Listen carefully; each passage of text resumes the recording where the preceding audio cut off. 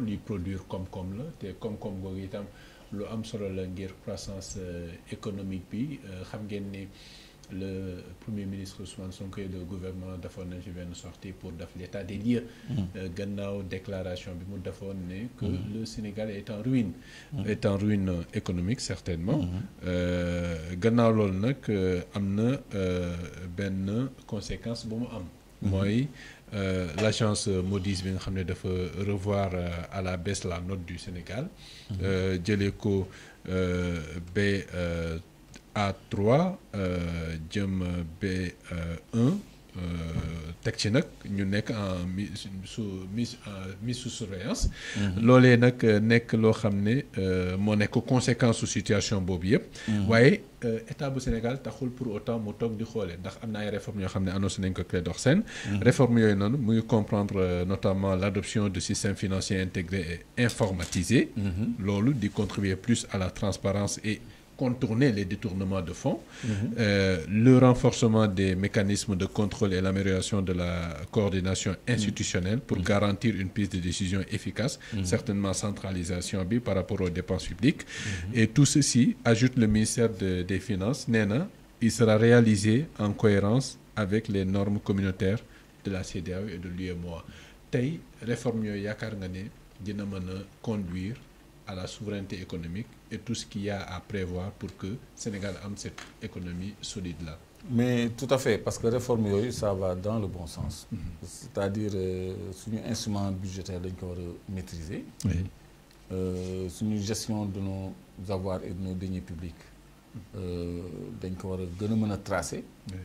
Gën a rendre difficile, mënuma wax impossible, la mauvaise gestion, la mauvaise gouvernance. Donc lii yëpp ça participe d'une bonne gouvernance parce que lépp ci këyit yi ak signature yi lañ koy amee donc je crois que structurer gestion budgétaire bi de sorte à éviter certains dérapages je crois que lu baax a baax la day impliquer une bonne gouvernance boo xam ne day rassurer les bailleurs de fonds FMI ak Banque mondiale loolu da leen di rassurer. Le FMI qui s'est félicité de cette transparence. De cette transparence. Oui. Parce que FMI nee na il soutient le gouvernement ba noppi félicité na leen ci transparence bi ñu wane ci état des lieux yi wax réellement li fi nekk. ci chiffre ak déficit budgétaire bi. li ñu ko déclaré ak li mu doon différence bi ci am. Même en France, gis nga le débat là, ils ont menti sur le déficit budgétaire. Hein? Donc 6 points, 4 points. Copier le bas ak le bon yëpp finalement. Donc même ñoom déggowuñu et puis le ministre il a presque reconnu ça. Hein? Il a déclaré 4% alors que c'est 6%. Ndegam France ñoom ñooy falsifier ay déficit budgétaire. Donc élève France bu ko defee def na li ko maître am jàngal léegi nag ñi fi nekk nag du ñu ay élève France. Donc dañu war a am une gestion beaucoup plus orthodoxe. ci budget bi. Donc teg ko ci yoon ba noppi am ay garde-fous. yu ko mën a sécuriser. Donc informatisation bi ci la. Automatisation bi ci la. yaa ngi xool en douane le système Gaïndé. Oui. A rendu impossible beaucoup de choses parce que tu montres patte blanche, tu fais tes déclarations. Le port de Dakar s'oriente sur cette voie aussi. Le port de Dakar aussi. Avec la signature d'un mémorandum d'entente sur la cybersécurité. Avec Huawei, je crois. Waaw mais foofu. Oui. damay alerter waat tuuti gouvernement bi. ñu def attention à nos données. à nos banques de données. Oui. Parce que Huawei c'est la Chine bi fa président bi demee. Il semblait assez conquis et même acquis par l'avancée technologique des Chinois. Notamment par Huawei. Et données personnelles ak données en général. Les données d'un pays. C'est important. Cheikh Omar Diagne bind na benn livre sur Data War, la guerre des données. ci loolu la ñu jëm. donc moom dafa anticiper sax je sais pas pourquoi il n'est plus dans les plateaux su fi nekkoon tey on aurait pu en parler à la lumière du point que tu viens de soulever. mënoon na nekk toute une émission wala plusieurs émissions même. parce que dañu jëm ci un monde dominé par l'information. ku dominer information tu domines le monde. léegi dootul affaire u xaalis affaire u information. donc nos données personnelles dañ ko war a préserver. Président Macky Sall créé na benn data center à Diamniadio. C'est une bonne vision. C'est dans ce sens-là qu'on doit aller ñu am suñu propre serveur suñu propre data center nga xam ne suñu ay données intragouvernementales ak tout ça. mu nekk suñu contrôle. ñu am ay développeurs sénégalais yoo xam ni ñoom ñooy développer suñu ay programmes. am ay bases de données yoo xam ni suñu ay bases de données yu nekk fii la. parce que nous nos données biométriques sont en Malaisie parce que boo nee fichier électoral ñu la fichier bi on peut le consulter il est en Malaisie. suñu ay carte d'identité ça a été fait à l'extérieur suñu fichier électoral c'est en Malaisie. maintenant bu fekkee ni suñu intranet gouvernemental ak suñu ay données dañ ko bëgg a def en partenariat avec Huawei qui est une firme étrangère ça présente des risques parce que chinois bi bu amee toutes tes données économiques et budgétaires day xam sa état léegi booy négocier ak moom benn convention de partenariat ou un accord moom day xam fi nga toll xam sa capacité d'endettement xam li nga mën ak li nga mënul day am les bonnes informations. faut qu'on garde le secret. loolu ça fait partie de la souveraineté. nos données ça fait partie de la souveraineté. léegi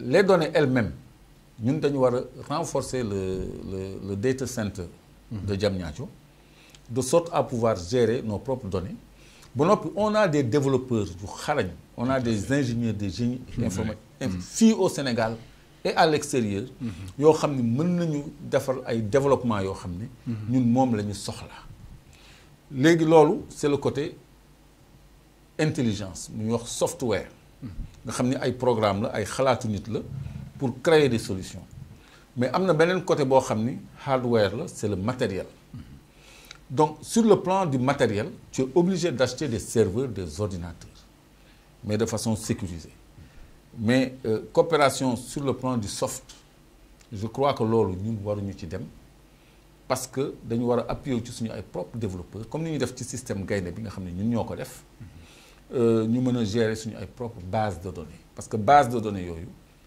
élément de souveraineté la. Est-ce que nous devons procéder à un transfert de technologie d'abord balaa ñuy. Non, il n'y a pas de transfert de technologie en matière informatique. Nous avons des informaticiens rompus à la tâche. ñuy jàngale informatique aux États-Unis gis nga Diomaye bi mu demee États-Unis Chine oui. Mais il y a un Sénégalais qui était représentant de Huawei dans la sous-région. C'est un Sénégalais. Il a été assez impressionné. Des ressources humaines comme ça, on en a partout. Comme ça, on a un transfert de technologie en matière d'informatique.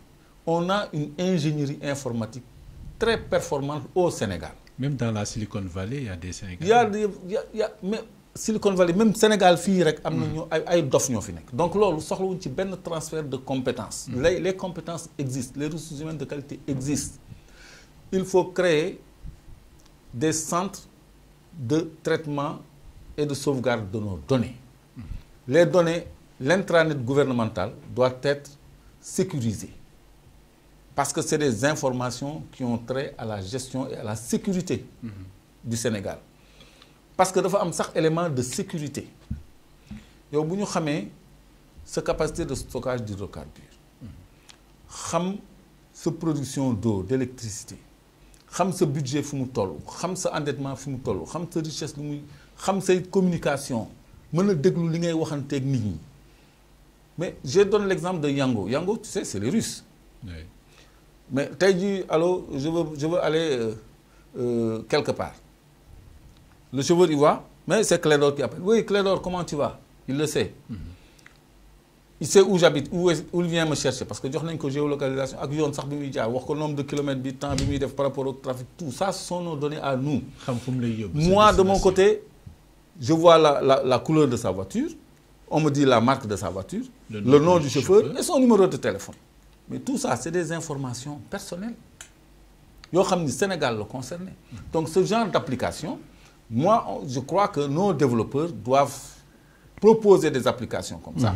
Comme ça, nous marquons la préférence nationale. Parce que pour des raisons de sécurité et de confidentialité, je crois que nous avons à toutes ces applications-là qui nous pompent nos données. Des déplacements, des centres d'intérêt et tout. Donc, le numérique, il est très important. D'abord, un aspect ça relève de la défense et de la sécurité, du secret de défense, de la sécurité. Un aspect ça relève de l'économie. Un aspect ça relève d'autres domaines. L'espionnage industriel. Nous pouvons prêter le flanc à de l'espionnage même industriel. On dit qu'on va transformer le phosphate de Matam ici, etc. Et si quelqu'un a envie de nous mettre les bâtons dans les roues, s'il a toutes les données, mais il va le faire. Si quelqu'un veut se positionner, s'il a toutes les données, il sait pour positionner. Parce qu'on ne peut pas le faire tout seul. Il faut qu'il y ait un partenaire technique, parce qu'on ne fait pas les machines. Donc, il y a beaucoup de choses qui sont menées en lecture, plus le système de vidéosurveillance nationale, c'est dominé par les étrangers. Je crois que c'est mettre nos informations à la portée de l'étranger, à la portée des Chinois. Huawei, c'est les Chinois. Le cœur du réseau de Sonatel, Orange, téléphonie, Internet. Comment contrôler le cœur du réseau? Mais Huawei, déjà. France Télécom a contracté avec Huawei. Ci anam bo xamni war nañ ko lijeenti lo xamni Sonatel moko ko jox mu sous-traité ko ak Huawei. Huawei mo yor suñu cœur du réseau. Téléphonie, internet déjà. Si on lui donne nos données en plus, on se livre carrément. Vraiment, mon rôle, moi, alerter. Peut-être que je ne suis pas au diapason, mais c'est très important. Je veux attirer l'attention des autorités. Digitalisation, c'est bon. Automatisation, c'est bon. Mais 5G, 5G, c'est système de vidéosurveillance. Caméra de surveillance. Est-ce que vous savez que c'est les Chinois aussi? Public là. C'est des Chinois. C'est du matériel chinois. C'est une société chinoise qui fournit ce matériel-là. Donc, ils sont partout. Attention, hein, la Chine est en train d'étendre ses tentacules partout dans le monde. Hein. Attention. Donc, ils sont de bons partenaires, mais nous devons préserver notre intérêt et notre sécurité. C'est ça. Avec notre souterrain, nos données personnelles. Donc, là, on a un petit point. Donc, j'apprends en direct, on me signale que le DG de l'ARCOM est viré. Tout à fait. Tu es au courant? C'est des ministres, oui. Voilà, on a viré la nomination, mais avec l'écoute, c'est difficile de me concentrer. Donc, on a viré le DG de l'ARCOM. Direct un conflit peut en cacher un autre. Oui. De toute façon, c'est quelqu'un qui aurait dû partir à la retraite depuis très longtemps. C'est Nian, non? Sayer Nian. Oui, Sayer Nian. C'est ça, c'est ça. C'est ça. Jotaay bi jeex na Clédor? Oui, jeex na. Tous les points que ñu amoon pour waxtaanee ko ñu bàyyi la rek. Waaw, prochainement, on va parler spécialement du phosphate de Matam parce qu'il y a beaucoup à dire. C'est ça. On va parler de SOMISEN et de la direction des mines. De l'implication de l'État parce que je crois que ci phosphate Matam.